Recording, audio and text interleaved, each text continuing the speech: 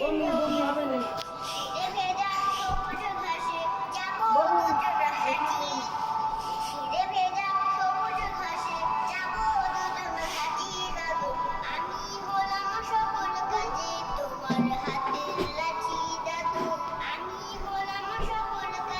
দায়ীদের দ্রুত গ্রেফতারের দাবি নির্দেশ দেন তিনি।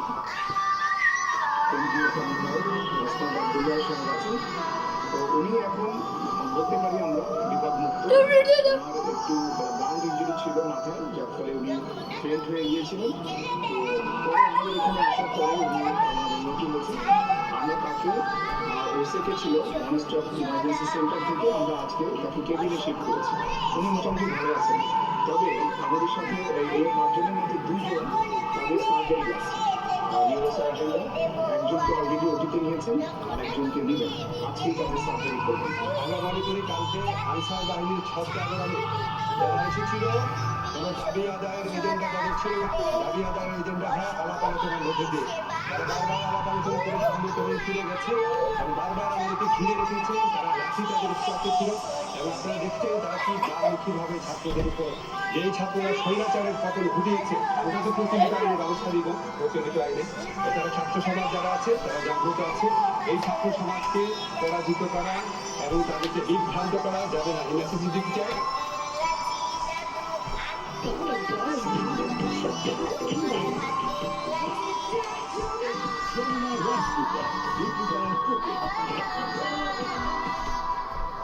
বন্যার কারণে সারা দেশে সীমিত পরিসরে উদযাপিত হচ্ছে সনাতন ধর্মাবলম্বীদের অন্যতম ধর্মীয় উৎসব জন্মাষ্টমী।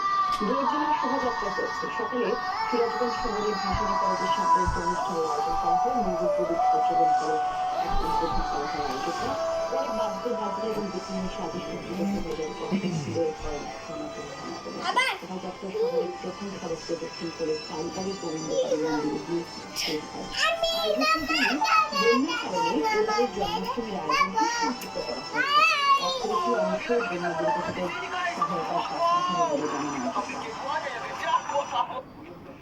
শুধুমাত্র ধর্মীয় অনুষ্ঠানের মধ্যে দিয়ে এবছর শ্রীকৃষ্ণের আবির্ভাব তিথি।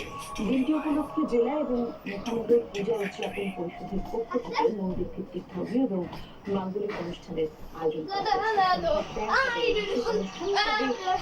সকাল থেকেই মন্দিরে মন্দিরে ভক্তদের ভিড় দেখা গেছে। উদযাপন কমিটি জানিয়েছে উৎসব খাতে বরাদ্দকৃত টাকা বন্যা দুর্গতদের সহায়তায় পাঠানো হচ্ছে।